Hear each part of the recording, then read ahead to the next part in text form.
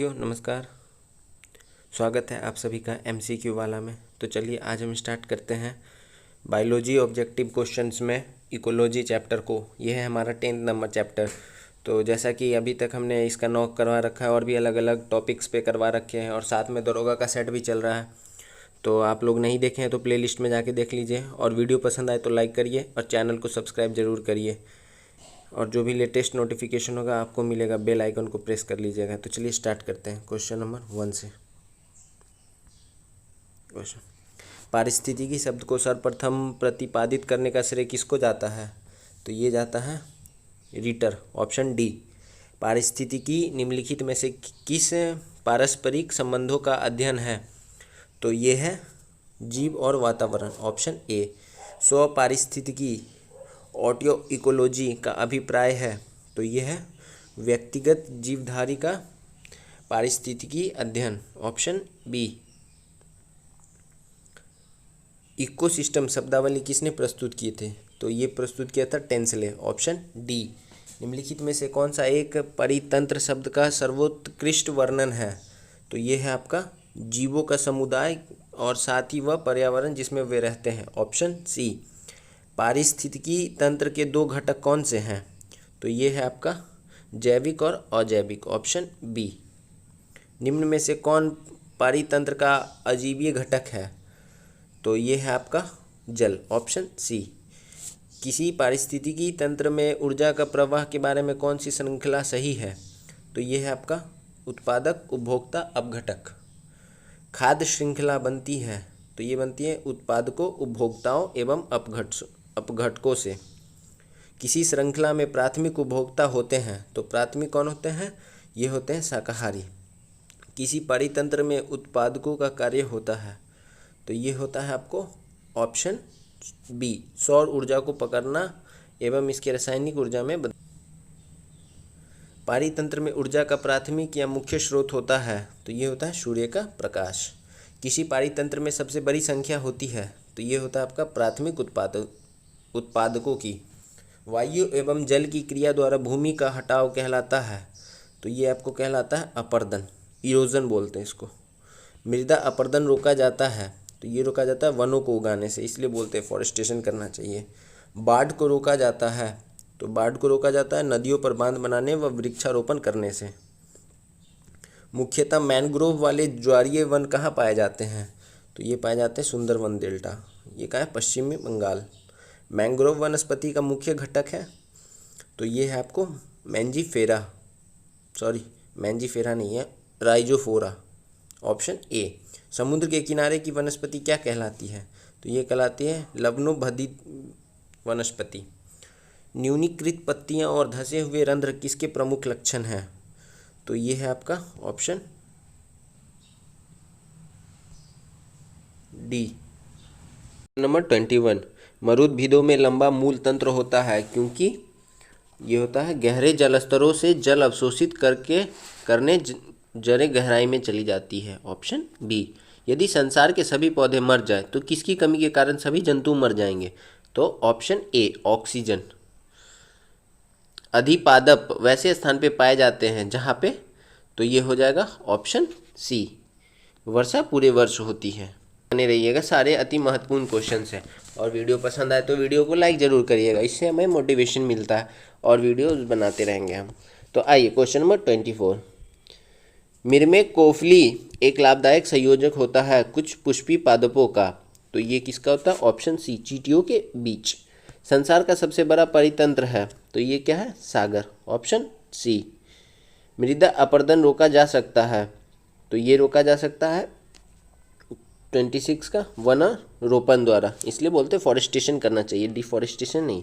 जब हम बकरी का मांस खाते हैं तब हम क्या होते हैं? द्वितीय उपभोक्ता होते हैं, ऑप्शन बी। सौर ऊर्जा सबसे किससे प्राप्त होती है? तो ये सूर्य से होती है, ऑप्शन सी। खाद्य श्रृंखला में अभिप्राय है इससे किसके द्वारा ऊर्जा अंतरण?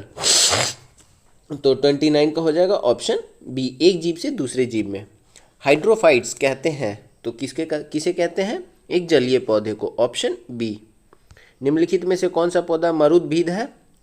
तो 31 का हो जाएगा ऑप्शन सी, करील। पर्यावरण के अजैव अवयव का उदाहरण है, तो ये है आपको वायु, ऑप्शन सी। हाइड्रोफोनिक्स संबंधित है, तो ये है आपको मिट्टी के बिना पौधे की वृद्धि से, ऑप्शन ए। सौर ऊर्जा का सबसे बड़ा यौगिकरण कौन है, तो ये है आपको 34 का डी, हरे पौधे। एसएससी 2005 में पूछा हुआ, और एसएससी अपने क्वेश्चंस को रिपीट ही करता है हर बार। पारिस्थितिकी संतुलन बनाए रखने के लिए भारत के वन क्षेत्र में कितने अनुपात होने चाहिए, तो 33% वन क्षेत्र होने चाहिए। आइए अगला क्वेश्चन, मैंग्रोव की खेती के लिए निम्न में से कौन सा क्षेत्र प्रसिद्ध है, तो ये आपका हो जाएगा 36 का ऑप्शन सी, दक्षिणी 24 परगना का सजने खाली जंगल। इपीफाइट्स बहुत अधिक विकसित होती ऐसे पौधे होते हैं जो अन्य पौधे पर निर्भर करते हैं, तो ये यांत्रिक मदद हेतु। फाइटोट्रोन एक सुविधा है जिससे तो नियंत्रित दशाओं में पादपों का उगना संभव हो पाता है, ऑप्शन सी। निम्न में से कौन सा कृषि कार्य पर्यावरणीय दृष्टि से उपयुक्त है, तो ये हो जाएगा आपको कार्बनिक कृषि। अधिकांश मरुस्थलीय पादप रात्रि के समय ही पुष्पित होते हैं क्योंकि मरुस्थलीय कीट रात्रि के समय सक्रिय रहते हैं, ऑप्शन डी। रेगिस्तान में पैदा होने वाले पौधे कहलाते हैं, तो ये कहलाते हैं जीरोफाइट्स। पारिस्थितिकी नीके की संकल्पना को प्रतिपादित किया था, तो ये किए थे 42 का ऑप्शन बी, ग्रीनेल्स। निम्नलिखित में से कौन सा सबसे अधिक स्थिर पारितंत्र है, तो ये है महासागर। इसलिए हम कोई भी चीज़ हाइट नापते हैं तो सी लेवल से नापते हैं। बचपन में नहीं समझ में आता होगा कि ऐसा क्यों होता है, रेलवे स्टेशन पे लिखा रहता है एबव इतना मीटर, लेकिन अब बड़े हो गए हैं तो पढ़ते हैं तो सब समझ में आता है। मनुष्य किसके द्वारा जीव मंडल में पारिस्थितिकी संतुलन बनाए रख सकता है, तो ये हो जाएगा संबंधित पौधों की नई किस्में और पालतू पशुओं की नई नस्ल विकसित करना। सामाजिक वानिकी है, तो ये क्या है, सहकारी स्वामित्व वाली भूमि पर उपयोगी पौधों का उगना और उनकी व्यवस्था करना। पृथ्वी शिखर सम्मेलन हुआ था, ये हुआ था आपको रियो डी जेनेरियो 1992। राष्ट्रीय वनस्पतिक उद्यान कहाँ पर स्थित है, तो ये हो जाएगा आपको 47 का सी। दोस्त मेरा हिंदी थोड़ा कमज़ोर है तो आप लोग मजाक नहीं उड़ाइएगा, हो जाता है, अब इंग्लिश मीडियम से पढ़े हैं तो थोड़ा सा हो जाता है, प्रोनाउंसिएशन में गलती हो जाता है। चलिए कोई बात नहीं है, लेकिन हम हिंदुस्तानी हैं तो इतना हिंदी हमें आती है और हम अच्छे से बोल सकते हैं। भारत में वन अनुसंधान संस्थान कहाँ स्थित है, तो ये है देहरादून, ऑप्शन सी। पृथ्वी का विशालतम पारिस्थितिकी तंत्र है, तो ये है आपको 49 का बी, जलमंडल। निम्नलिखित में से कौन कृत्रिम पारिस्थितिकी तंत्र है, तो ये है आपका 50 का ऑप्शन ए, धान की खेत। रेड डेटा बुक में किसका विवरण दिया गया है, तो ये दिया गया है 51 का ऑप्शन बी, संकटापन पादप और जीव जंतु। रेड डाटा बुक उन जातियों के बारे में जानकारी देता है जो कि संकटापन है, ऑप्शन बी। इनमें से कौन जैव विविधता के लिए खतरा है, तो ये है आपका ऑप्शन सी, प्राकृतिक आवासों और वनस्पतियों का विनाश तथा झूम खेती। पारिस्थितिकी असंतुलन का कौन एक प्रमुख कारण है, तो ये है आपका ऑप्शन ए, ताल पारिस्थितिकी तंत्र की स्थिरता निर्भर करती है, तो ये करती है ऑप्शन डी, उत्पादकों और उपभोक्ताओं पर। प्राकृतिक के संतुलन को तय करने वाले मुख्य कारक हैं, तो ये है आपका मानव गतिविधियाँ। निम्नलिखित में से किसे वैश्विक विरासत का वन माना जाता है, तो ये माना जाता है पश्चिमी बंगाल के सुंदरवन को।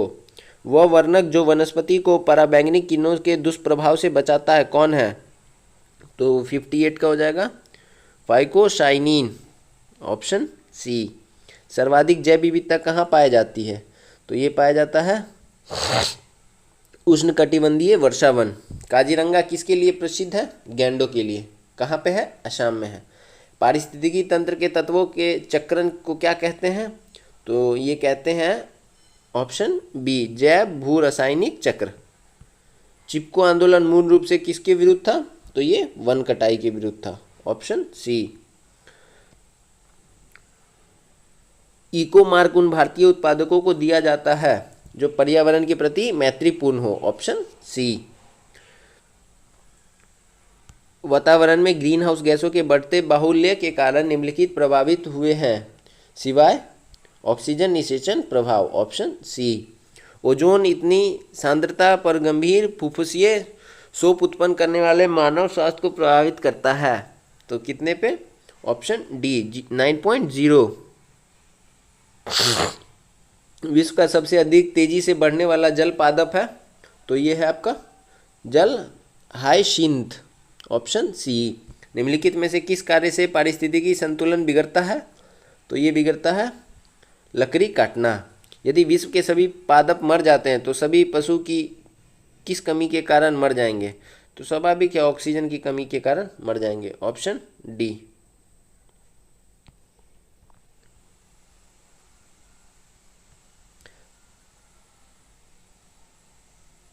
जब पादप विविधता को प्राकृतिक आवास में संरक्षित किया जाता है तो इस संरक्षण को कहते हैं, तो इसको कहते हैं स्वस्थाने। Option B.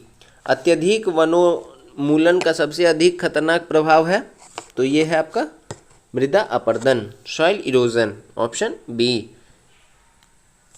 चारण आहार श्रृंखला के आधार तल में जीव होते हैं तो ये होते हैं 71 का ऑप्शन ए उत्पादक। पर्यावरणीय आयोजक के स्थान साथ मूलतः संबंधित संगठन है तो ये है आपका नेरी, NEERI। मैंग्रोव वनों पर वैश्विक तापमान का क्या प्रभाव है? तो ये है मैंग्रोव के विशाल क्षेत्र जलमग्न हो जाएंगे। Option B. भारत में धारणीय विकास के दृष्टिकोण से विद्युत उत्पाद का सबसे अच्छा स्रोत कौन है? तो ये है आपका जल विद्युत। Option C. भारत पूरे नदियों का जाल है। धारणीय विकास जिनके उपयोग के संदर्भ में के अंतर्गत पीढ़ीगत संवेदनशीलता का विषय है तो ये है आपका ऑप्शन ए। दो भिन्न समुदाय के बीच का संक्रांतित क्षेत्र कहलाता है तो ये कहलाता है इकोटोन। एक मनुष्य के जीव को पूर्ण रूप से धारणीय करने के लिए आवश्यक न्यूनतम भूमि को क्या कहते हैं? तो ये कहते हैं पारिस्थितिकी पदछाप। निम्न में कौन एक प्रवाल विरंजन का सबसे अधिक प्रभावी कारक है? तो ये है आपका ऑप्शन सी सागरीय जल के समान तापमान में वृद्धि। निम्नलिखित पादपों में कौन ओजोन रिक्त कारक है? तो ये हो जाएगा ऑप्शन डी 1, 2 और 3 क्लोरोफ्लोरोकार्बन, हेनाल्स और कार्बन टेट्राक्लोराइड। भारत के निम्नलिखित क्षेत्रों में से कौन से जैव विविधता की दृष्टि से उत्तेजनशील माने जाते हैं? तो आइए देखते हैं क्वेश्चन नंबर 80 का। तो ये हो जाएगा ऑप्शन बी केवल 1 और 3 पूर्वी घाट, पश्चिमी घाट, पूर्वी हिमालय और पश्चिमी घाट। पारिस्थितिकी निकाय के रूप में आर्द्र भूमि निम्नलिखित में से किस हेतु उपयोगी है? तो ये है उपयुक्त सभी। पोषक पुनः प्राप्ति एवं चक्रण हेतु, पौधे द्वारा अवशोषण के माध्यम से भारी धातुओं को अवमुक्त करने हेतु, तलछट रोककर नदियों का नादीकरण कम करने हेतु। निम्नलिखित में से कौन सा सही सुमेलित नहीं है? तो 82 का ऑप्शन सी भारतीय वन प्रबंध संस्थान, ये कोलकाता में नहीं है। निम्नलिखित में से किस देश में विश्व के तापमानों पर आंकड़े इकट्ठा करने के लिए वैश्विक वायुमंडल चौकसी स्टेशन स्थापित नहीं किया गया है? तो नहीं किया गया है पूछ रहा है तो ये भारत में। Option D. निम्नलिखित में से कौन सा कथन सही नहीं है? तो ये है ऑप्शन ए। निम्नलिखित में से कौन सी हरित गैस नहीं है, मतलब ग्रीन हाउस? तो ये है आपका नाइट्रोजन। सबसे ज़्यादा नाइट्रोजन ही है हमारे वातावरण में। निम्नलिखित में से कौन पारिस्थितिकी तंत्र के विषय में सही नहीं है? तो ये है आपका, यह एक बंद तंत्र होता है, ये गलत है। खाद्य श्रृंखला में मानव है तो मानव क्या है? प्राथमिक तथा द्वितीय उपभोक्ता। निम्न में से कौन आहार श्रृंखला का निर्माण करते हैं? तो ये करते हैं घास, बकरी, मानव। पारिस्थितिकी विज्ञान केंद्र कहाँ स्थित है? तो ये है आपका बेंगलोर। विश्व पर्यावरण दिवस कब मनाया जाता है? 5 जून। प्रथम विश्व पर्यावरण दिवस किस वर्ष मनाया गया था? ये 1973। 72 में तो लागू हुआ था, 73 से मनाया गया था। अब आइए आज का आखिरी क्वेश्चन है, घटती उत्पादनशीलता के क्रम में पारिस्थितिकी तंत्र में निम्नलिखित में से कौन सा क्रम सही है? तो ये आपको मैंग्रोव, घास का मैदान, झील, सागर। तो आज हमारा ये चैप्टर यहीं पे कंप्लीट होता है। तो कल हम मिलेंगे आपसे एक नई वीडियो में, जो है हमारा टॉपिक पॉल्यूशन। तब तक के लिए वीडियो पसंद आए तो वीडियो को लाइक करें और चैनल को सब्सक्राइब जरूर कर ले। कोई भी नई वीडियो की अपडेट सबसे पहले आप तक पहुँच जाएगी। Thank you.